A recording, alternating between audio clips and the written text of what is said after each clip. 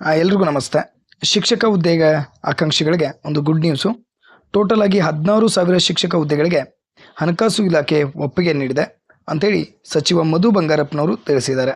ಇನ್ನು ಸುದ್ದಿಗಾರರೊಂದಿಗೆ ಮಾತನಾಡಿದಂಥ ಅವರು, ಅನುದಾನಿತ ಶಾಲೆಗಳಿಗೆ 6,000 ಶಿಕ್ಷಕರ ನೇಮಕಾತಿ, ಕಲ್ಯಾಣ ಕರ್ನಾಟಕ ಭಾಗಕ್ಕೆ 5,000 ಶಿಕ್ಷಕರ ನೇಮಕಾತಿ, ಇನ್ನುಳಿದ ಭಾಗಕ್ಕೆ 5,000 ಶಿಕ್ಷಕರನ್ನ ತೆಗೆದುಕೊಳ್ಳುವುದಾಗಿ ಈಗಾಗಲೇ ಹಣಕಾಸು ಇಲಾಖೆಯಿಂದ ಒಪ್ಪಿಗೆ ಸಿಕ್ಕಿದ್ದು, ಸದ್ಯದಲ್ಲಿಯೇ ನೇಮಕಾತಿ ಪ್ರಕ್ರಿಯೆ ನಡೆಯಲಿದೆ ಅಂತ ಹೇಳಿದ್ದಾರೆ. ಸೊ ಕಾದು ನೋಡಬೇಕು. ಇನ್ನು ಒಳ ಮೀಸಲಾತಿಯನ್ನು ನೋಡಿದಾದ್ರೆ ಆಲ್ಮೋಸ್ಟ್ 1 ವೀಕಲ್ಲಿ ನಾಗಮೋಹನ್ ದಾಸ್ ಅವರು ವರದಿಯನ್ನು ಸಲ್ಲಿಸ್ಬೋದು.